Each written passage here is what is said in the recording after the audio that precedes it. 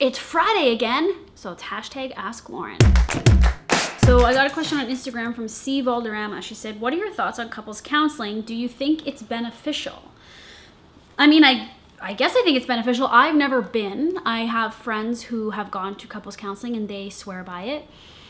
John and I have talked about it. It's come up because sometimes you're just like, I don't know what to do. Like, I don't know how we're supposed to communicate or why we keep having the same fight, right? We're not there yet, but we are reading this book called Getting the Love You Want. It's a famous book by Harville Hendrix. Basically, it's about something called the imago relationship theory, and it's very cool. It's about how you basically pick a partner subconsciously who's exactly like your parents or your primary caregivers. So if you were raised by your grandma or something, or your older brother, then that's who you would pick a partner based on those characteristics that you don't even like of that person. And the only reason you are attracted to each other on a subconscious level and connect is because they're there to help you work on those unresolved childhood wounds. Childhood wounds, don't even get me started. Everyone has them. You do not exist without childhood wounds. So this concerns everybody, whether they're in a partnership or not, because a lot of people don't get into relationships because they're afraid, or they are not ready, or they are resisting having to open up that can of worms that is their childhood trauma. Where I've realized over the last few years doing all of this sort of spiritual self-help type work and through meditation is that I've always wanted to be in a partnership. I've always recognized that my partnerships are based in childhood trauma, hence anger issues and whatnot, which I've talked about in another video that I'll link to. So this book, we've only read like a quarter of it. It's very interesting and it's kind of disturbing with just how much it harps on the fact that like you're dating your mom or your dad.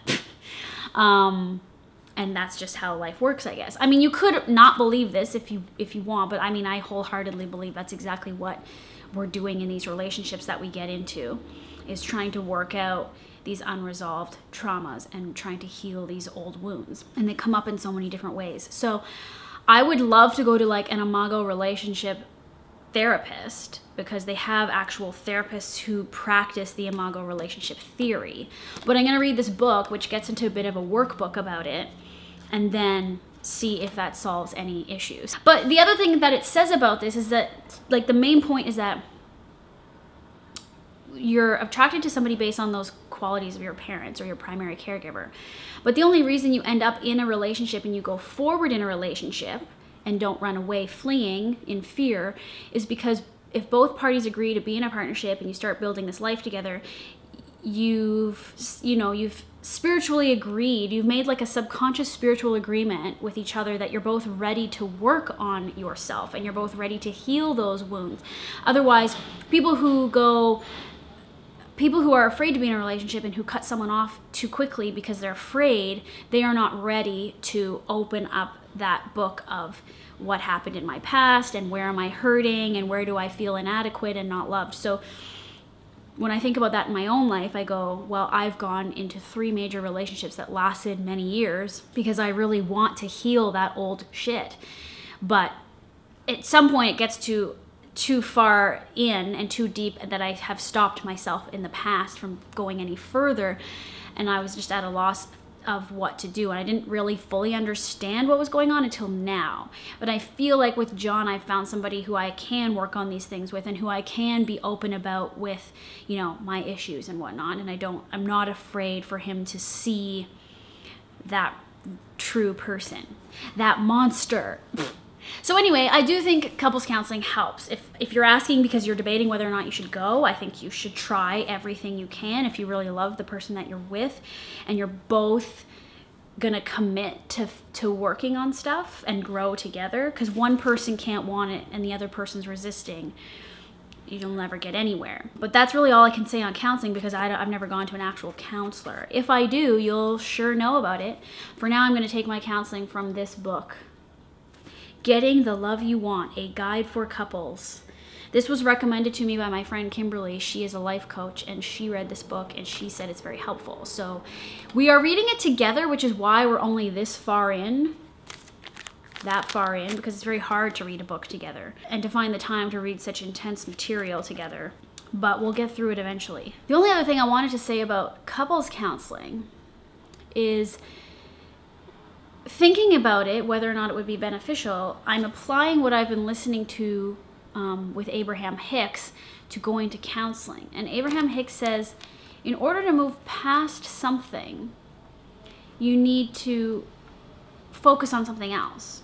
So while we talk about manifesting means focusing on something, if you're focusing on something that doesn't make you feel good, like if your communication with your partner is frustrating and makes you angry, then you really shouldn't focus on how frustrating and angry it makes you or how it's not working.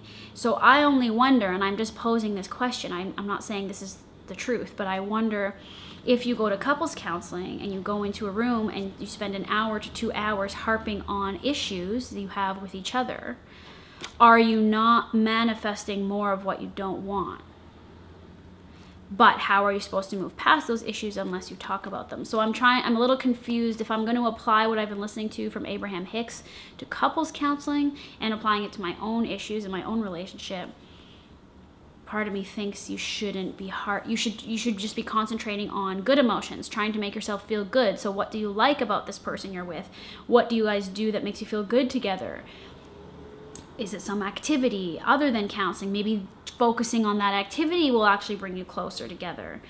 But I am certainly no relationship expert, so I don't want to be giving too much relationship advice because I don't know. I'm just trying to figure it all out myself. That's hashtag AskLauren. I hope I answered your question well enough. See Valderrama. Ask more questions on Twitter or Instagram. It's @LaurenToyota. Use the hashtag AskLauren, or leave some questions in the comments below. Peace.